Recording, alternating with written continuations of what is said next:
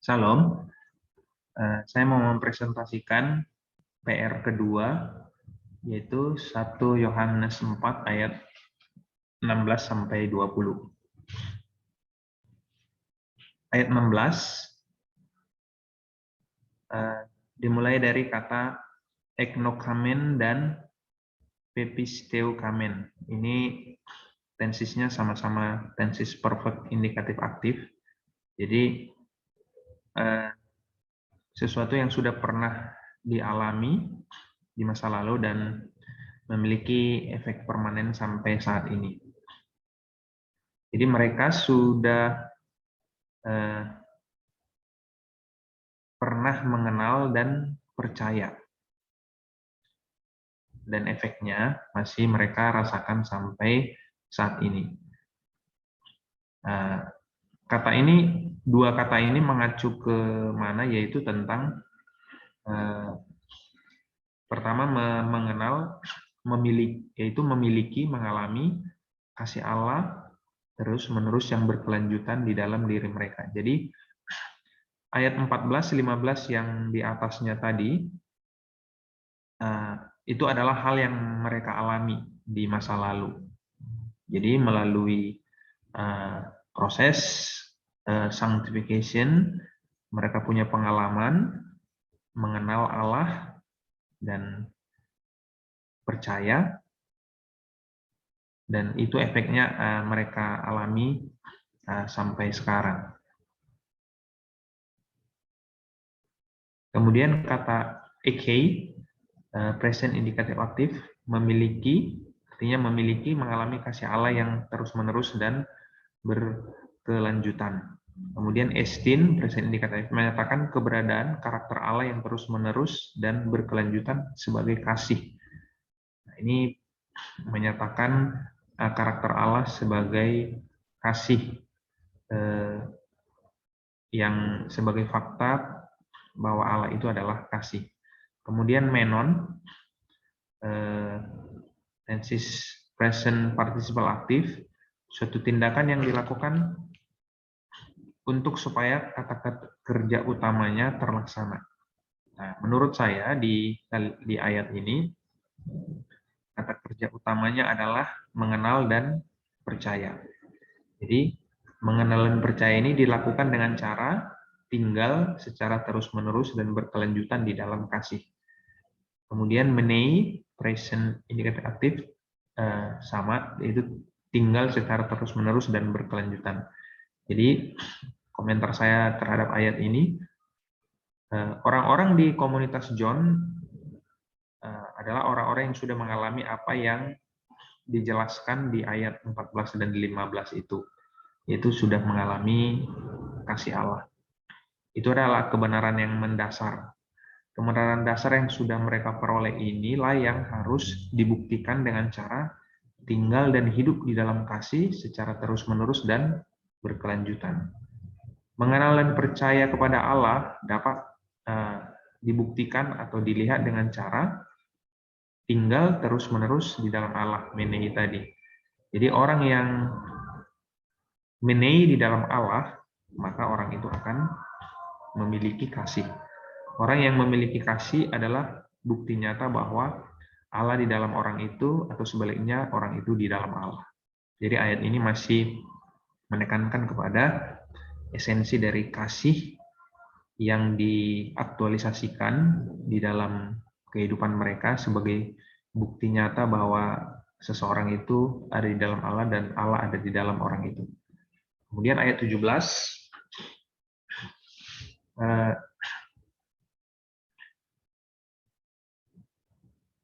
dimulai dari kata en toto teteleiotai. Ini adalah tensis perfect indikatif pasif, saya ambilnya pasif, suatu kepenuhan yang pernah dialami dan efeknya masih terasa, jadi permanen efek.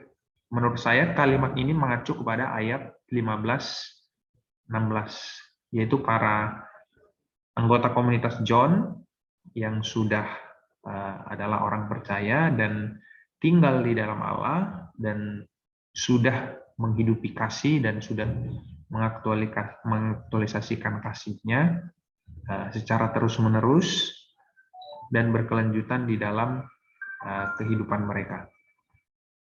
Terus kemudian hina, kemudian dilanjutkan dengan kata ekomen, present subjunctive aktif, kriseos.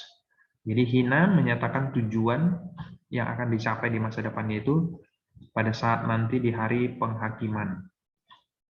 Kemudian estin dan esmen ini sama-sama present indikatif aktif, suatu kondisi terus-menerus dan berkelanjutan.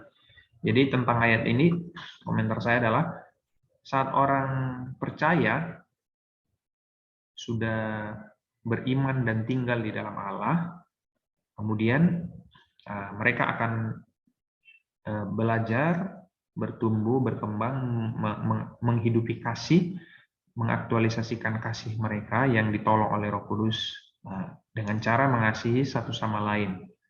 Nah, tindakan-tindakan kasih yang berkelanjutan inilah yang bisa saya bilang tanda kutip modal ya bagi orang percaya nanti di masa depan di hadapan takhta pengadilan kasih, di hadapan takhta pengadilan Kristus sebagai tanda kutip modal untuk percaya diri, confidence di dalam hari penghakiman. Nah, saat kita percaya kepada Yesus, maka kita adalah anak-anak Allah. Jadi sewaktu Yesus ada di dunia, dia memiliki keyakinan dan confidence sebagai the Son of God.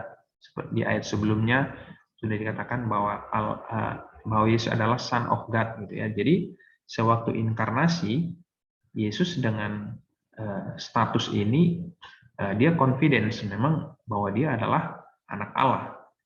Nah, confidence inilah yang seharusnya kita miliki sebagai orang yang sudah percaya kepada Yesus. Jadi inilah maksudnya confidence yang Yesus miliki sewaktu dia di bumi, sama seperti halnya kita masih di bumi ya. Kita selama kita di bumi ini ya status kita adalah anak-anak Allah. Dan nanti di saat menghadapi takhta pengadilan Allah, kita tidak perlu gentar dan takut karena kita statusnya sudah sebagai anak Allah. Nah, ini sudah pernah dibahas di 1 Yohanes 2 ayat 28. Ya. Di sana dikatakan, maka sekarang anak-anakku tinggallah di dalam Kristus. Nah, ini bicara tentang ya kita beriman, kita percaya kepada Kristus dan kita adalah anak-anak Allah. Supaya apabila ia menyatakan dirinya, kita beroleh keberanian, percaya, dan tidak usah malu terhadap dia pada hari kedatangan. Jadi ini relate dengan ayat ini. Di ayat 1 Yohanes 2:28 terkait tentang kedatangan Kristus, kita punya confidence di dalam dia karena kita adalah anak Allah. Sementara ayat ini, menurut saya ini adalah masalah confidence karena kita adalah anak Allah di dalam kaitannya dengan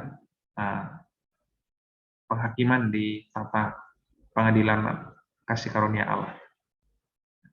Kemudian ayat 18, kata auk di sini meniadakan sebuah fakta yaitu tentang takut. Ya, jadi dia meniadakan kata takut ini. Jadi di dalam kasih itu tidak ada ketakutan.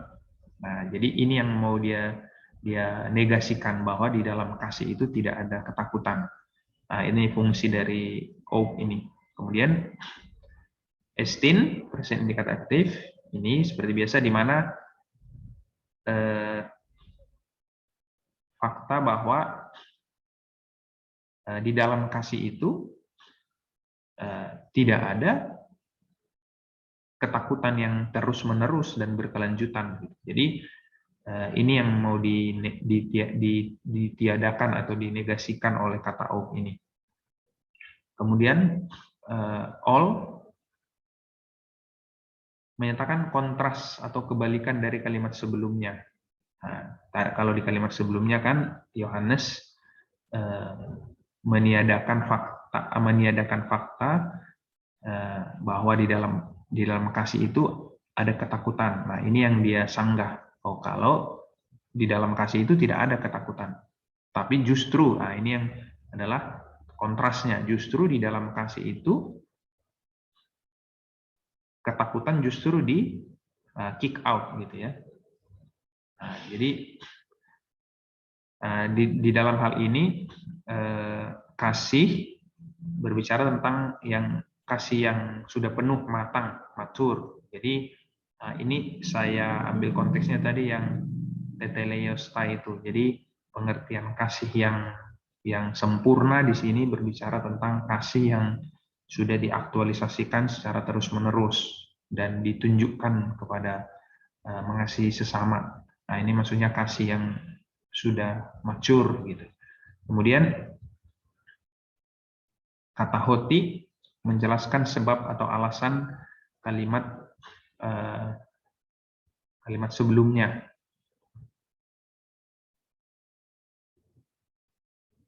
Kemudian kata berikutnya adalah punishment akai, present indikatif secara terus-menerus dan ketakutan itu telah dihukum. Ini berbicara tentang bahwa di dalam kasih yang matang itu tidak ada ketakutan karena ketakutan itu sudah di kick out ya. Kemudian kata phobomnenos, present participle middle, tindakan takut yang secara terus-menerus dan berkelanjutan. Nah, saya pilih middle, jadi melakukan sesuatu terhadap dirinya yang menyebabkan dia terus ketakutan. Jadi ini semacam mensugesti diri sehingga dia di dalam diri orang itu muncul ketakutan. Kemudian teteleiotai, perfect indikatif middle, menandakan sebuah fakta di dalam diri seseorang bahwa dia telah penuh di dalam kasih. Orang tersebut mensugesti dirinya sudah penuh di dalam kasih. Kata O menandakan fakta ini. Jadi komentar saya terhadap ayat ini, dari ayat ini menurut saya ketakutan bisa muncul dalam diri seseorang karena ada lack of knowledge ya, semacam ketiadaan pemahaman atau pengetahuan yang full, yang benar, yang utuh tentang kasih Allah, tentang siapa Allah itu di dalam dirinya. Jadi ini sering yang menjadi penyebab orang itu menjadi takut di dalam hidupnya. Jadi pemahaman kita yang benar tentang siapa Allah, akan besarnya kasih Allah, justru akan menghilangkan ketakutan. Karena hati kita akan dipenuhi dengan pemahaman kebesaran akan Allah.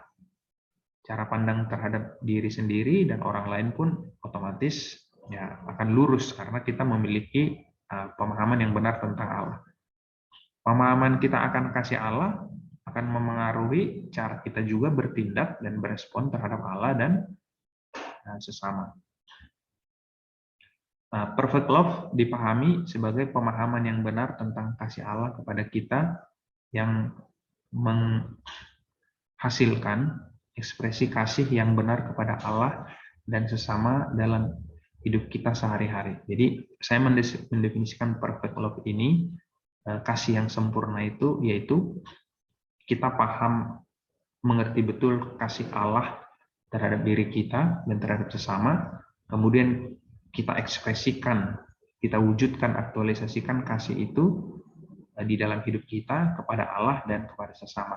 Nah, itu menurut saya yang disebut dengan perfect love. Inilah maksudnya kasih yang mature, matang. Jadi berkembang secara penuh, fully developed dan mencapai sasaran. Kemudian ayat 19, we love because he first loved us. Agapomen itu present indikatif aktif, tindakan mengasihi secara terus-menerus dan berkelanjutan. Nah, ini habitual life. Ini mengacu kepada mengasihi Allah dan sesama kita manusia. Kemudian hoti menyatakan alasan dari tindakan kasih di kalimat sebelumnya. Jadi landasan di mana kita melakukan tindakan kasih kepada Allah dan sesama itu karena kalimat sebelumnya itu Allah sudah terlebih dahulu mengasihi kita. Kemudian protos egapesen, protos menjelaskan soal urutan yang mendahului, yang paling atas, ya. Jadi Allah sebagai agent pertama yang mendahului di dalam mengasihi kita. Auris mengacu kepada masa atau momen sebelum kita mengasihi Allah. Allah sudah terlebih dahulu mengasihi kita. Masa lalu bisa saja mengacu kepada auris, di sini bisa lalu, ya, pas di sini bisa mengacu kepada pengorbanan Yesus, tetapi bisa juga dari sejak kekekalan. Jadi Allah yang terlebih dahulu mengasihi kita. Terlebih dahulu di sini saya artikan sebagai pas di belakang kita, itu bisa mengacu kepada momen Allah mengirimkan Yesus dan Yesus berkorban untuk kita, ataupun sebelum inkarnasi, yaitu sejak kekekalan Allah sudah mengasihi kita. Nah, komentar saya, kasih adalah karakter Allah. Aktivitas kegiatan Allah yang secara terus-menerus dan berkelanjutan adalah kasih. Sekalipun Allah sejak kekekalan mengasihi manusia, tetapi dalam konteks dekat ayat ini, kasih mengacu kepada aktivitas tindakan Allah memberikan Yesus sebagai pendamai bagi dosa-dosa kita dan menjadi juru selamat bagi dunia. Jadi seperti yang saya jelaskan tadi, sejak kekekalan pun Allah tentu sudah mengasihi kita. Tetapi konteks dekat ayat ini yang sudah disebutkan di ayat-ayat sebelumnya, yaitu bahwa tindakan aktivitas kasih Allah ini diwujud nyatakan dengan memberikan Yesus sebagai pendamai bagi dosa-dosa kita dan juru selamat bagi dunia. Kemudian yang terakhir ayat 20, ean ep. Ini adalah kombinasi if plus aorist subjunctif aktif. Seorang yang mengklaim sesuatu, tetapi klaimnya akan benar jika ada kondisi yang dia penuhi. Kemudian agapao tonteon, present active indikatif, mengasihi Allah secara terus-menerus dan berkelanjutan. Ini habitual life. Statement inilah yang diklaim seseorang tadi. Jadi ada orang yang mengklaim, saya agapao tonteon. Nah, tapi dia harus buktikan ini, statementnya ini benar atau tidak. Dia harus ada kondisi yang dia harus penuhi. Kemudian mise, present subjektif aktif, suatu peluang, opsi yang secara terus-menerus membenci saudara. Nah, kemudian pseustes esti, present indikatif aktif, karena syaratnya tidak dipenuhi, maka orang yang membenci saudara tadi, dia secara terus-menerus dan berkelanjutan sebagai pembohong. Jadi dia klaim dia mengasihi Allah, tapi di dalam tindakannya dia juga secara terus-menerus membenci saudaranya. Nah, dengan melihat tindakan membenci saudara itu, maka dia otomatis tidak memenuhi syarat. Maka orang tersebut statusnya langsung adalah, Yohanes bilang, adalah sebagai pembohong. Jadi karakternya sudah pembohong. Me agapon, present participle aktif, ini sebagai suatu tindakan tidak mengasihi secara terus-menerus. Kemudian haoraken, perfect indikatif, mengacu kepada saudara yang sudah dia lihat dari dahulu sampai sekarang masih dia lihat. Jadi menurut saya ini berbicara tentang orang-orang yang hidup di dekat dia, adalah komunitasnya. Kemudian heoraken mengacu kepada Allah yang dari sejak dahulu sampai sekarang tidak terlihat. Nah, ini tadi sudah dijelaskan di ayat-ayat sebelumnya bahwa tidak ada yang pernah melihat Allah. Bahwa memang dari dulu sampai sekarang Allah tidak ada yang pernah melihat. Kemudian dinatai, present indikatif middle, tidak memiliki fakta kemampuan yang dia lakukan. Terapkan berlaku untuk dirinya sendiri. Jadi saya pilih middle. Jadi dia tidak memiliki kemampuan. Ya, dan apa ya? Jadi dia katakan dia berlakukan untuk dirinya sendiri bahwa dia mampu. Nah, ini yang dinegasi oleh O bahwa itu enggak benar gitu. Itu adalah sesuatu yang tidak benar. Kemudian agapon present infinitif menyatakan tujuan, yaitu untuk mengasihi secara terus-menerus dan berkelanjutan. Nah, jadi dari ayat ini bahwa kalau ada klaim bahwa dia mengasihi Allah, tetapi pada faktanya dia membenci, maka klaimnya itu adalah salah. Itu tidak benar. Tetapi justru dengan tindakan dia membenci saudara yang terlihat, ya bahwa itu tidak mungkin dia akan mengasihi, tidak akan mampu, tidak akan bisa mengatakan, oh aku bisa kok. Nah, itu maksudnya mengenakan kepada diri sendiri bahwa dia mampu mengasihi Allah yang tidak terlihat. Jadi yang terlihat aja tidak bisa dia kasihi, apalagi yang Allah yang tidak terlihat. Terima kasih.